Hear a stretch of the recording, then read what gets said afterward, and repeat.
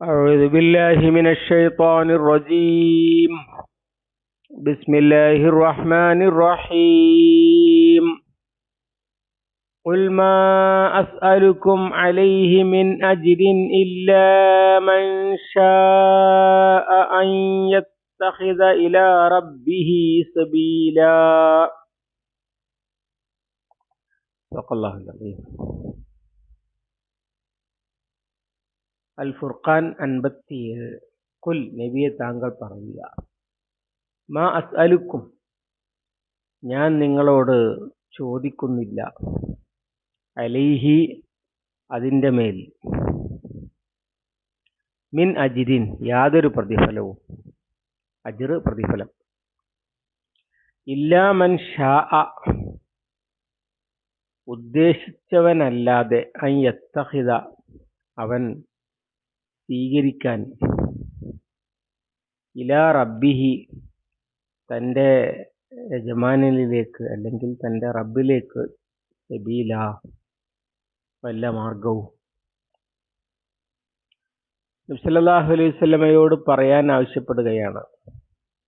അദ്ദേഹത്തിൻ്റെ പ്രവർത്തനം മുകളിൽ പറഞ്ഞല്ലോ, വമാ അർസൽനാക ഇല്ലാ മുബശ്ശിറൻ വനദീറ, നാം താങ്കളെ സന്തോഷവാർത്ത അറിയിക്കുന്നവനും മുന്നറിയിപ്പ് നൽകുന്നവനുമായിട്ടല്ലാതെ അയച്ചിട്ടില്ല എന്ന്. ആളുകൾ വിചാരിക്കുക, പൊതുവെ ഈ ഉപദേശങ്ങളൊക്കെ ജനങ്ങൾക്ക് നൽകുന്ന കൺസൾട്ടിങ് ഏജൻസികൾ, അതുപോലെ കൺസൾട്ടിങ് ആയിട്ടുള്ള വ്യക്തികൾ, ഡോക്ടർമാർ, ജ്യോത്സ്യന്മാർ ഒക്കെ ഉണ്ട്.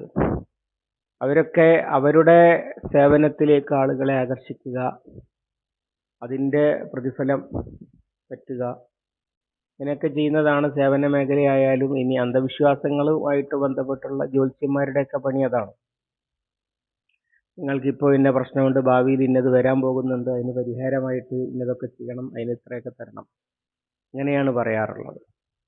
എന്നാൽ അങ്ങനെയൊന്നുമില്ല. ഇവിടെ എല്ലാ നബിമാരെ കൊണ്ടും അല്ലാഹു തആല പറയിപ്പിച്ച ഒരു സംഗതിയാണ്, മാ അസ്അലുക്കും മിൻ അജ്രിൻ ഇൻ അജ്രിയ ഇല്ലാ അലാ റബ്ബിൽ ആലമീൻ എന്ന് നൂഹ് അലൈഹിസ്സലാം പറഞ്ഞത് കാണാൻ കഴിയും.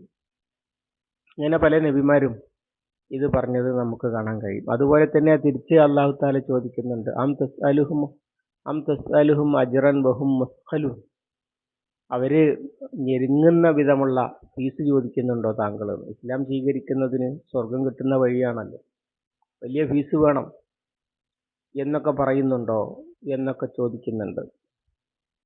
അല്ലെങ്കിൽ അതുപോലെ തന്നെ നബി സല്ലല്ലാഹു അലൈഹി വസല്ലമയ്ക്ക് എന്തോ നേട്ടത്തിന് വേണ്ടിയാണ് ഇത് ചെയ്യുന്നത് എന്ന് അവർ ധരിച്ചിരുന്നല്ലോ.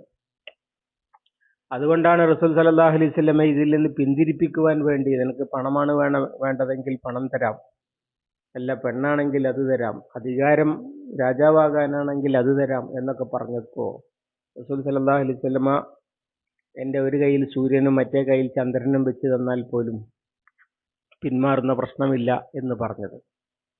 അങ്ങനെ ഈ ഇസ്ലാം സ്വീകരിക്കുന്നതിന് എന്തെങ്കിലും ഒരു ഫീസ് ഈടാക്കുന്നില്ല. ഖുൽ മാ അസ്അലുക്കും അലൈഹി മിൻ അജ്രിൻ, അല്ലെങ്കിൽ ഈ ഉത്തരവാദിത്വം നിർവഹിക്കുന്നതിന് എന്തെങ്കിലും നേട്ടം ഞാൻ ആഗ്രഹിക്കുന്നില്ല. ഒരുപാട് സ്ഥലത്ത് പരിശുദ്ധ ഖുർആൻ പറഞ്ഞൊരു സംഗതിയാണിത്. പിന്നെ എന്താണ് നേട്ടമുണ്ടാക്കുക? ഈ ആയത്തിനെ രണ്ട് തരത്തിൽ വിശദീകരിച്ചിട്ടുണ്ട് പണ്ഡിതന്മാർ.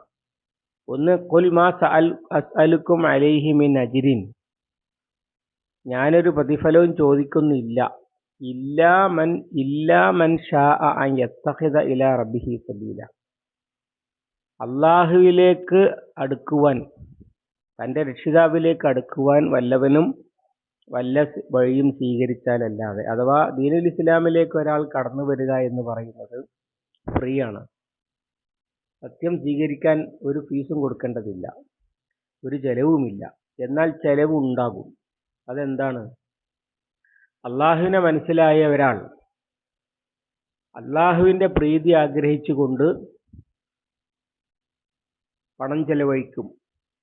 ഇൻഫാഖ്, സദഖ, സക്കാത്ത്, ഇങ്ങനെയൊക്കെയുള്ള നിലയിൽ അയാൾ പണം ചെലവഴിക്കും. അത് അയാൾക്ക് അള്ളാഹുവിൻ്റെ പ്രീതിക്ക് വേണ്ടി, പ്രതിഫലം കിട്ടാൻ വേണ്ടി ചെയ്യുന്നതാണ്. അതൊക്കെ ചെയ്യാൻ കഴിയുന്നവരെ ഇങ്ങോട്ട് വരണ്ടു എന്നൊന്നുമില്ല. കഴിയുന്നില്ലെങ്കിൽ അതൊന്നും ചെയ്യുകയും വേണ്ട. അങ്ങനെ പറയാൻ കാരണം ആളുകൾ കാണുന്നുണ്ടാവുമല്ലോ, റസൂൽ സല്ലല്ലാഹു അലൈഹി വസല്ലമയുടെ കൂടെ കൂടിയ ആളുകൾ പലപ്പോഴും വലിയ വലിയ തോതിൽ പണമിറക്കിയിട്ടുണ്ട്. ഉദാഹരണം, അബൂബക്കർ സിദ്ദീഖ് റളിയല്ലാഹു അൻഹു ഈ സൂറത്തിറങ്ങിയ കാലഘട്ടത്തിലാണല്ലോ. അബൂബക്കർ സിദ്ദീഖ് റളിയല്ലാഹു അൻഹു ബിലാൽ റളിയല്ലാഹു അൻഹുവിനെ വില കൊടുത്ത് വാങ്ങുന്നുണ്ട്. വാങ്ങിയിട്ട് അദ്ദേഹത്തിന്റെ പിതാവ് അബൂ ഖുഹാഫ, അദ്ദേഹം പിന്നീടാണ് ഇസ്ലാം സ്വീകരിക്കുന്നത്, അദ്ദേഹത്തോട് അബൂബക്കർ റളിയല്ലാഹുവിനോട് ചോദിക്കുന്നത്, അങ്ങനെയാണെങ്കിൽ നിനക്ക് ഗുണം കിട്ടുന്ന വല്ലതിനെയും ഒരു അടിമയെ വാങ്ങിക്കൂടായിരുന്നില്ലേ? എന്തിനാണ് ഈ തല്ലി മർദ്ദിച്ച് ചാകാറായതിനെ വാങ്ങിയത് എന്നാണ് ചോദിച്ചതിന്റെ അർത്ഥം. അങ്ങനെ ഉള്ള സഹാബിമാർ പലരും വലിയ ഇൻഫാഖ് നടത്തുന്നത് കാണുന്നുണ്ട്.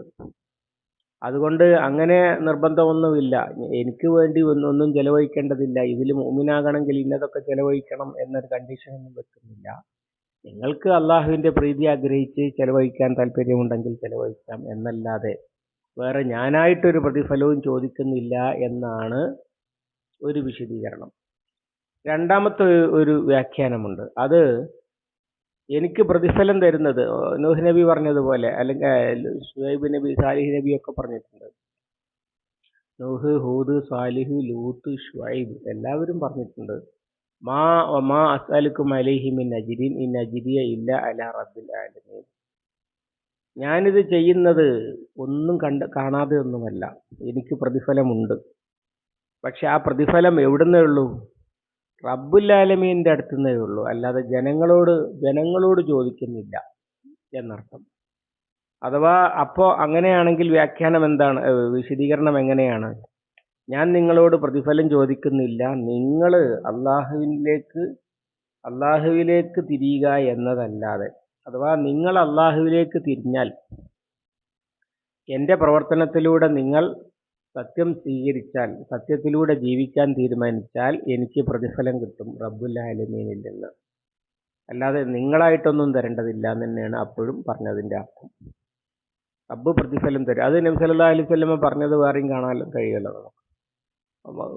അലി റളിയല്ലാഹു അൻഹുവിനോട് പറയുന്നത് ഹദീസിലുണ്ട്, ലാ യഹ്ദി അല്ലാഹു ബിക റജുലൻ ഖൈറുൽ ലക മിനദ് ദുനിയ വമാ ഫീഹാ. നീ മുഖേന ഒരാൾ സന്മാർഗത്തിലാകുന്നത് ദുനിയാവും അതിലുള്ള മുഴുവനും കൂടി നിനക്ക് ഒരാൾക്കായിട്ട് കിട്ടുന്നതിനേക്കാളും ഖൈറാണ്. അങ്ങനെ എൻ്റെ പ്രവർത്തനത്തിലൂടെ ഒരാൾ ഹിദായത്തിലാകുമ്പോൾ എനിക്ക് വലിയ നേട്ടമുണ്ടാകും പരലോകത്ത്, അല്ലെങ്കിൽ അള്ളാഹുവിൻ്റെ അടുത്ത്. അതിനാണ് ഞാൻ പ്രവർത്തിക്കുന്നത്. അതാണ് റബ്ബുൽ ആലമീനിലല്ലാതെ എനിക്ക് പ്രതിഫലം ഇല്ല എന്ന് അവിടെ പറയാൻ പറഞ്ഞതും അത് തന്നെയാണ്. പ്രതിഫലമുണ്ട്, വെറുതെ ഒന്നുമല്ല. കൂലി കിട്ടാൻ വേണ്ടി, പ്രതിഫലം കിട്ടാൻ വേണ്ടി, നേട്ടമുണ്ടാക്കാൻ വേണ്ടി തന്നെയാണ് ഞാൻ ഈ പണി എടുക്കുന്നത്. എന്താണ് നേട്ടം? എൻ്റെ പ്രവർത്തനത്തിന് ഞാൻ ആഗ്രഹിക്കുന്ന നേട്ടം, പ്രചോദനം. ഈ നിഷ്കാമ കർമ്മം എന്നൊക്കെ പറയലുണ്ട്. യഥാർത്ഥത്തിൽ മനുഷ്യൻ വല്ലതും ചെയ്യണമെങ്കിൽ ഇഹലോകത്തോ പരലോകത്തോ അതുകൊണ്ട് എന്തെങ്കിലും ഒരു നേട്ടമുണ്ടാകുമെന്ന് പ്രചോദനം അതിൻ്റെ പിന്നിലുണ്ടാകുമ്പോഴേ ചെയ്യാൻ കഴിയുള്ളൂ. അങ്ങനെ അല്ലാത്തത് ചെയ്യാൻ കഴിയില്ല. അതുകൊണ്ട് വലിയ ത്യാഗം മനുഷ്യൻ ചെയ്യും പരലോകത്ത് പ്രതിഫലം ആഗ്രഹിച്ചിട്ട്. അതുപോലെ തന്നെ ദുനിയാവിലെ നേട്ടം ആഗ്രഹിച്ചിട്ട് കടുത്ത കഠിനാധ്വാനം നടത്തും മനുഷ്യൻ. എന്താ കാരണം? അത് ചെയ്താൽ പ്രതിഫലം കിട്ടും. അല്ലാതെ ഒന്നും ആഗ്രഹിക്കാതെയല്ല. അപ്പൊ ആഗ്രഹിക്കുന്നുണ്ട്, ഞാൻ നിങ്ങളോട് ചോദിക്കുന്നില്ല എന്നേ ഉള്ളൂ. നിങ്ങളോട് ഞാൻ പ്രതിഫലം ചോദിക്കുന്നില്ല. എന്നാൽ നിങ്ങൾ ഹിദായത്ത് സ്വീകരിക്കുക എന്നത് എനിക്ക് പ്രതിഫലം കിട്ടാൻ കാരണമാകുന്ന കാര്യം തന്നെയാണ്. അത് റബ്ബുൽ ആലമീനിൽ നിന്നാണ് എന്നൊരു വ്യാഖ്യാനമുണ്ട്. രണ്ടായാലും സംഗതി ഒന്ന് തന്നെയാണ്. റസൂൽ സല്ലല്ലാഹു അലൈഹി വസല്ലമ മനുഷ്യരോടൊന്നും ചോദിക്കുന്നില്ല. ചോദിക്കുന്നതൊക്കെ റബ്ബുൽ ആലമീനോടാണ്, മനുഷ്യരോട് ചോദിക്കുന്നില്ല. അപ്പൊ അതിൽ റബ്ബുൽ ആലമീനിൽ നിന്ന് കിട്ടുന്ന നേട്ടം പ്രചോദനമായി കാണുന്നുണ്ട് എന്നുമാകാം ഉദ്ദേശം. അല്ലെങ്കിൽ ഇസ്ലാം സ്വീകരിക്കാൻ നിങ്ങൾ ഞെരുക്കം ഭയപ്പെടേണ്ടതില്ല, ആർക്കും സ്വീകരിക്കാം. സത്യം ബോധ്യമായ ആർക്കും സ്വീകരിക്കാൻ പറ്റുന്നതാണ്. അതിനുവേണ്ടി പ്രത്യേകം ഫീസൊന്നും അടക്കേണ്ടതില്ല എന്നുമാകാം. എന്തായാലും ജനങ്ങൾ അതിനു വേണ്ടിയിട്ടൊന്നും ചെയ്യേണ്ടതില്ല എന്ന് തന്നെയാണ് പറഞ്ഞതിൻ്റെ അർത്ഥം. അള്ളാഹു സുബ്ഹാനഹു വ തആല അവൻ്റെ കലാം ശരിയായി മനസ്സിലാക്കുവാൻ നമുക്ക് തൗഫീഖ് നൽകുമാറാവട്ടെ. اللهم علمنا ما ينفعنا وانفعنا بما علمتنا ربنا زدنا علما وفهما ودقة ونورا. اللهم اجعل القرآن ربيع قلوبنا ونور صدورنا وجلاء حزننا وذهاب همنا وغمنا. ربنا آتنا ما وعدتنا على رسلك ولا تخزنا يوم القيامة إنك لا تخلف الميعاد. ربنا تقبل منا إنك أنت السميع العليم وتب علينا إنك أنت التواب الرحيم واغفر لنا يا غافر المذنبين. وصلى الله على محمد وعلى آله وصحبه وسلم. الحمد لله رب العالمين.